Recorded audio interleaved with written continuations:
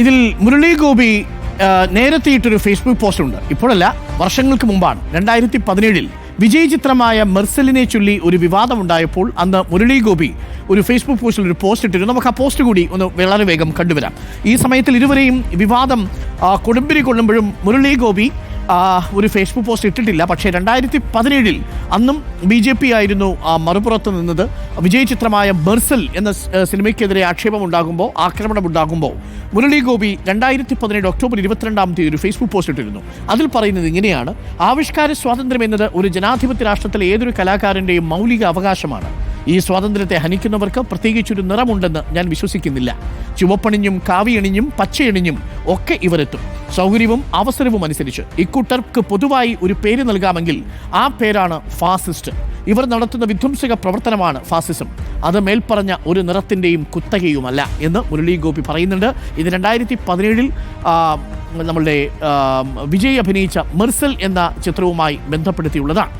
നമുക്കിനി സജോ ദേവസ്യയിലേക്കൊന്ന് പോകാം. Sajo Devasya, good evening. Sajo Devasya, cinema മേഖലയിലുള്ള പല പ്രതികരണങ്ങളും നമ്മൾ കണ്ടു. മേജർ രവി ഇതിൽ ആദ്യം ഒരു പ്രതികരണവുമായി വരുന്നു. അതിനെ തുടർന്ന് മല്ലികാ സുകുമാരൻ്റെ പ്രതികരണം കണ്ടു. അതിനുശേഷം ഇപ്പോൾ ആസിഫ് അലിയുടെ പ്രതികരണം കണ്ടു. പക്ഷേ ഇപ്പോഴും നിശബ്ദമായി തുടരുന്നത്, നമ്മളെ ദുരൂഹമായി തുടരുന്നത് മുരളി ഗോപിയുടെ നിശബ്ദതയാണ്. ഒരുപക്ഷെ മുരളി ഗോപിക്ക് ഈ പറയുന്ന റീസെൻസറിങ്ങിനോടൊന്നും താല്പര്യമില്ല, അതിൽ അദ്ദേഹത്തിന് അതൃപ്തിയുണ്ട് എന്നാണോ നമ്മൾ മനസ്സിലാക്കേണ്ടത്? സജു. ഡോക്ടർ അരുൺകുമാർ, വിവാദങ്ങൾക്കൊടുവിൽ പുതിയ എമ്പുരാൻ നാളെ ഉച്ചയോടുകൂടി തിയേറ്ററുകളിൽ എത്തും എന്നാണ് നമ്മൾ മനസ്സിലാക്കുന്നത്. അതായത് പുതിയ എമ്പുരാനും പഴയ എമ്പുരാനും ഈ വിവാദങ്ങളുടെ ആകത്തുകയായി സംഭവിക്കുകയാണ്. 3 മിനിറ്റാണ് സിനിമയിൽ നിന്ന് വെട്ടിമാറ്റിയിരിക്കുന്നത്. ഈ വിവാദങ്ങൾക്കൊക്കെ ഒടുവിൽ സൈബർ ആക്രമണം, കടുത്ത വിമർശനം, ഒടുവിൽ സംഘാടകർ തന്നെ ഖേദപ്രകടനവും തിരുത്തലും പ്രഖ്യാപിച്ചതാണ്.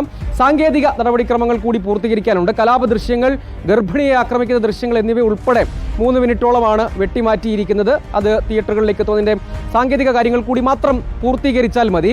അതേസമയം ഈ കാര്യത്തിൽ വളരെ ശ്രദ്ധേയമായ ഒരു കാര്യം, നേരത്തെ മോഹൻലാലിൻ്റെ പോസ്റ്റ്, ചിത്രത്തിലെ നായകനായ മോഹൻലാലിൻ്റെ പോസ്റ്റ് സംവിധായകൻ പൃഥ്വിരാജ് ഷെയർ ചെയ്തു, ആന്റണി പെരുമ്പാവൂർ ഷെയർ ചെയ്തു. പക്ഷേ തിരക്കഥാകൃത്തായ മുരളി ഗോപി ആ പോസ്റ്റ് പൂർണ്ണമായും അവഗണിച്ചു. ഇതുമായി ബന്ധപ്പെട്ട് എന്തെങ്കിലും ഒരു പ്രതികരണം അദ്ദേഹം നടത്തിയില്ല.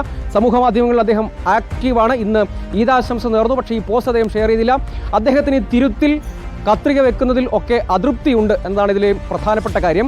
അതേസമയം ചലച്ചിത്ര സംഘടനകൾ പൊതുവിൽ ഇതുവരെ മൗനം തുടർന്നിരുന്നു, താരസംഘടന അടക്കം. പക്ഷേ ഫെഫ്ക ഒടുവിൽ മൗനം ഭജിച്ചിട്ടുണ്ട്. ഫെഫ്ക ഈ എമ്പുരാനിലെ മുഴുവൻ ചലച്ചിത്ര പ്രവർത്തകരെയും ചേർത്ത് പിടിക്കുന്നു എന്ന കുറിപ്പ് പങ്കുവയ്ക്കുകയും ചെയ്തിട്ടുണ്ട്. അതിൽ അവർ പറയുന്നത് ഈ വിമർശനങ്ങളെ സ്വാഗതം ചെയ്യുന്നു. വിമർശനങ്ങളാകാം, പക്ഷെ അത് വ്യക്തിയധിക്ഷേപം, ഭീഷണി, ചാപ്പകുത്തൽ എന്നിവയാകരുത് എന്ന് പറയുന്നു. അതോടൊപ്പം തന്നെ ഹെമിംഗ്വേ നോവലിലെ ഒരു കോട്ടിങ്ങും കൂടി പറഞ്ഞ് നശിപ്പിക്കാം, പക്ഷെ തോൽപ്പിക്കാനാവില്ല. അതുകൊണ്ട് ഇക്കാര്യത്തിൽ ഭീഷണിയല്ല വേണ്ടത്, സംവാദം. ഈ ചർച്ചകൾ, അഭിപ്രായ വ്യത്യാസങ്ങളൊക്കെ ജനാധിപത്യപരമായ സംവാദത്തിലാണ് എത്തേണ്ടത്. അവരെ ചേർത്ത് പിടിക്കുന്നു എന്ന് ഒടുവിൽ അവർ പറയുകയാണ്. പക്ഷേ മറ്റു പലരും, താരങ്ങളും സംഘടനകളും ഒക്കെ ഒരർത്ഥത്തിൽ ഇതുവരെ മൗനം പാലിക്കുകയായിരുന്നു എന്നതൊരു പ്രധാനപ്പെട്ട കാര്യമായി എടുത്തു പറയേണ്ടതാണ്. ഇതിനിടെ സംഭവിച്ചൊരു കാര്യം, മോഹൻലാൽ ഫാൻസ് അസോസിയേഷൻ മേജർ രവിക്കെതിരെ രംഗത്ത് വന്നു. മേജർ രവിയുടെ പ്രതികരണം ഇക്കാര്യത്തിൽ വളരെ ശ്രദ്ധേയമാണ്. ഈ വിവാദങ്ങളുടെ പല ഘട്ടങ്ങളിലായി. അതിൽ അവർ പറയുന്നത്, ആദ്യ ദിനത്തിലെ ഫാൻ ഷോ കണ്ട് പുറത്തിറങ്ങി ചിത്രത്തെയും സംവിധായകനെയും ഒക്കെ അഭിനന്ദിച്ചു. പക്ഷേ ഒന്നിനെ പോലും നാണിപ്പിക്കും വിധം പിന്നാലെ നിറം മാറുന്നതാണ് കണ്ടത്, നിലപാട് മാറ്റമാണ് കണ്ടത്. മോഹൻലാലിൻ്റെ താല്പര്യമാണ് മേജർ രവി പ്രകടിപ്പിക്കുന്നത് എന്ന് തെറ്റിദ്ധരിക്കരുത്. അങ്ങനെയല്ല, പലപ്പോഴും തെറ്റിദ്ധാരണ ഉണ്ടാക്കുന്നതിൽ, ഇതുമായി ബന്ധപ്പെട്ട പ്രതികരണങ്ങളെ മോശമായ ഒരു വ്യാഖ്യാനത്തിലേക്ക് കൊണ്ടെത്തിക്കുന്നതിൽ മേജർ രവിക്ക് ഒരു പങ്കുണ്ട് എന്നതടക്കം ചൂണ്ടിക്കാണിച്ചുകൊണ്ട് രൂക്ഷമായ വിമർശനങ്ങൾ പറഞ്ഞു. ഇതിനൊപ്പം പറയേണ്ടത്, ഈ വിവാദങ്ങൾ സിനിമയ്ക്ക് ഗുണം ചെയ്തു എന്ന് വേണം കരുതാൻ. 200 കോടി ക്ലബിൽ എമ്പുരാൻ പ്രവേശിച്ചിരിക്കുന്നു. അണിയറ പ്രവർത്തകർ തന്നെ അക്കാര്യം പങ്കുവയ്ക്കുന്നു. പൃഥ്വിരാജ് തന്നെ ഫേസ്ബുക്കിലൂടെ ഇക്കാര്യം പങ്കുവയ്ക്കുന്നു. അതായത് ചിത്രം മിക്കയിടങ്ങളിലും ഹൗസ്ഫുൾ ആണ്. വിവാദങ്ങളുടെ കൂടി പശ്ചാത്തലത്തിലാകണം. അങ്ങനെ ഇതിലെ താരങ്ങൾ ഈ വിവാദങ്ങൾക്കൊക്കെയും ഇടയും ക്യാരക്ടർ പോസ്റ്ററും മറ്റു പോസ്റ്ററും 200 കോടി ക്ലബിൽ കയറിയതുമൊക്കെ മറുവശത്ത് പങ്കുവയ്ക്കുകയും ചെയ്യുന്നുണ്ട്.